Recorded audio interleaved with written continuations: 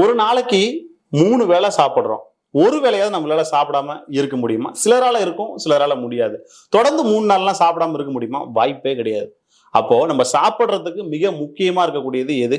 உணவு. உணவை கொடுக்கக்கூடிய ஃபீல்டு எது? அக்ரிகல்ச்சர். அந்த அக்ரிகல்ச்சர்ல இன்னைக்கு மனிதர்களோட உழைப்பு நகர்ந்து போய் மிஷினரிஸ் அண்ட் எக்யூப்மெண்ட்ஸோட உழைப்பு நடந்துகிட்டு இருக்கு எல்லா கிராமங்கள்லயும். இது நகரத்துல மட்டும் கிடையாது. அப்போ அந்த மிஷினரிஸ் எல்லாம் மேனுஃபேக்சரிங் பண்ணக்கூடிய நிறுவனங்கள் அப்படின்றதும் பெரிய லெவல்ல இருப்பாங்க இல்லையா? கண்டிப்பா இருப்பாங்க. அப்போ அக்ரிகல்ச்சர் ஃபீல்டுக்கு தேவையான அக்ரிகல்ச்சர் மிஷினரிஸை மேனுஃபேக்சரிங் பண்ணக்கூடிய நிறுவனங்கள் ஒரு சில, அந்த எக்யூப்மெண்ட்ஸை மேனுஃபேக்சரிங் பண்ணக்கூடிய நிறுவனங்கள் அப்படின்றது ஒரு சிலது. இந்த புல் அக்ரோ இம்ப்ளிமெண்ட்ஸ் அப்படின்னு சொல்லக்கூடிய நிறுவனம் அதுக்கு தேவையான எக்யூப்மெண்ட்ஸை மேனுஃபேக்சரிங் பண்ணக்கூடிய நிறுவனம். அந்த நிறுவனத்தோட HR அவங்க நிறுவனத்துல சில பதவிகள்ல சில எண்ணிக்கைகள்ல வேலை வாய்ப்புகள் இருக்கு. அந்த வேலை வாய்ப்புகளை நாங்க கொடுக்கறதுக்கு தயாரா இருக்கோம். வேலைக்கு வர்றவங்களுக்கு சாப்பாடு சப்சிடி காஸ்ட்ல கொடுக்குறோம், அகாமடேஷன் தங்குற இடம் ஃப்ரீயா கொடுக்குறோம் அப்படின்ற அறிவிப்பை நம்ம கிட்ட கொடுத்துருக்காங்க. அந்த தகவல்களை நாங்க உங்ககிட்ட கொடுக்குறோம். உங்களுக்கு இன்ட்ரெஸ்ட் இருக்குன்னா அந்த வேலை வாய்ப்பை நீங்க பார்த்துட்டு பயன்படுத்திக்கோங்க அப்படின்னு பதிவு பண்றோங்க.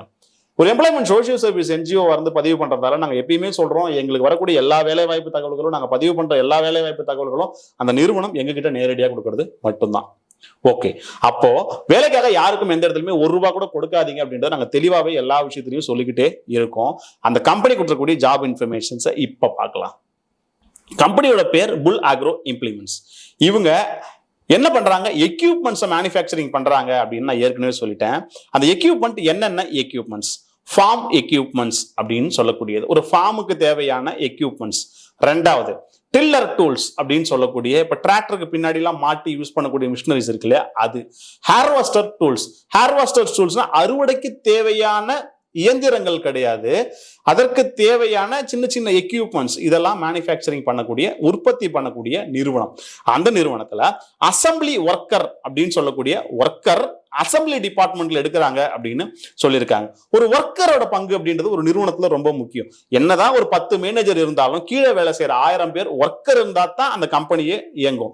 அப்போ அசம்பிளி ஒர்க்கர் அப்படின்ற போஸ்ட்ல தான் ரெக்ரூட்மெண்ட் அப்படின்றது பண்றாங்க. 10 காலி பணியிடங்கள். ITI டிப்ளமோ படிச்சவங்க அப்ளை பண்ணலாம் அப்படின்னு சொல்லியிருக்காங்க. பிலோ 25 வயது, 25 வயதுக்குள்ள இருக்கிறவங்க அப்ளை பண்ணலாம்னு சொல்லியிருக்காங்க. இப்போ 18 வயசுக்கு மேல 25 வயசுக்குள்ள இருக்கிறவங்க அப்ளை பண்ணலாம். ஃப்ரெஷர்ஸ்க்கான ஆப்பர்ச்சுனிட்டி கிடையாது. எக்ஸ்பீரியன்ஸ், அனுபவம் இருக்கக்கூடிய நபர்களுக்கு மட்டுமே. ஏதாச்சும் ஒரு மெக்கானிக்கல் இண்டஸ்ட்ரியில வேலை பார்த்த நபர்களா இருக்கணும். 1 or 2 years experience, more then 2 years experience இருக்குன்னா உங்களுக்கு இதுக்கு எலிஜிபிலிட்டி இல்லை அப்படின்னு சொல்லியிருக்காங்க. என்ன ஸ்கில் செட்ஸ் எதிர்பார்க்கறாங்க அப்படின்னு கேட்டீங்கன்னா, எனி இன்ஜினியரிங் இண்டஸ்ட்ரியோட அசம்பிளி நாலேஜ் உங்களுக்கு தெரிஞ்சிருக்கணும். ஏதாச்சும் ஒரு கம்பெனியில இன்ஜினியரிங் இண்டஸ்ட்ரீஸ்குள்ளார ஒரு அசம்பிளி நாலேஜ் உங்களுக்கு இருக்கணும். அசம்பிளினா ஒன்றும் கிடையாதுங்க, ரொம்ப யோசிக்க வேண்டிய விஷயங்கள்லாம் கிடையாது. ஒரு 4 பொருள் இருக்கும், அந்த 4 பொருளையும் ஒன்னா சேர்த்தா ஒரு பொருள் வரும், அதுதான் அசம்பிளி. அதை ஒன்று சேர்க்கக்கூடிய வேலை தான் அசம்பிளி அப்படின்னு சொல்றது. இப்போ ஒரு எக்ஸாம்பிள் சொல்லணும் அப்படின்னா, ஒரு மொபைல் போன் உள்ள ஒரு மதர் போர்டு இருக்கும், டிஸ்பிளே இருக்கும், பேனல் இருக்கும், இது எல்லாத்தையும் ஒன்று சேர்க்கறது தான் அசம்பிளி. அப்ப அந்த அக்ரிகல்ச்சர் எக்யூப்மெண்ட்ஸுக்கும் பாத்தீங்கன்னா 4 பொருளை ஒன்னா சேர்த்தா ஒரு பொருள் வரும், அதுதான் அசம்பிளி அப்படின்னு சொல்லக்கூடிய வேலை. ஒன்றும் பெரிய கஷ்டமான வேலையான்னு கேட்டா இல்லை. சேலரி அப்படின்றது பாத்தீங்கன்னா மாசம் ₹13,000 வழங்கப்படும் அப்படின்னு சொல்லியிருக்காங்க.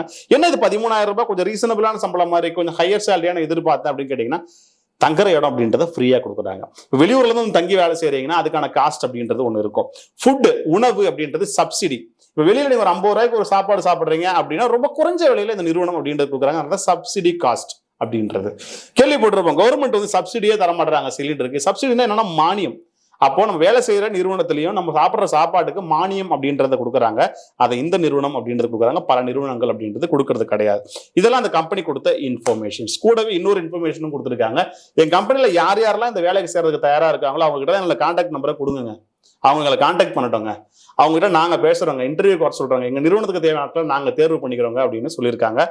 அந்த அடிப்படையில் அந்த HR contact details, mail ID ரெண்டுத்தையுமே இந்த வீடியோ டிஸ்கிரிப்ஷன்ல கொடுத்துருக்கேன். கால் பண்ணுங்க, ப்ரொஃபஷனலா பேசுங்க, இன்டர்வியூ நல்லபடியா ஹேண்டில் பண்ணுங்க. ஃபேஸ் டு ஃபேஸ் இன்டர்வியூல தைரியமா கான்ஃபிடென்ட்டா இருங்க. உங்களுக்கான வேலை வாய்ப்பு அப்படின்றது நிச்சயமா கிடைக்கும் அப்படின்னு நாங்க நம்புறோம். அடுத்தடுத்து இது போன நிறுவனங்களோட வேலை வாய்ப்பு தகவல்களை பதிவு செய்வோம். இந்த வேலை வாய்ப்பு தகவல்களை பதிவு செஞ்சதுல எங்களுக்கு ரொம்ப மகிழ்ச்சி. நன்றி, வணக்கம், ஆல் தி பெஸ்ட்.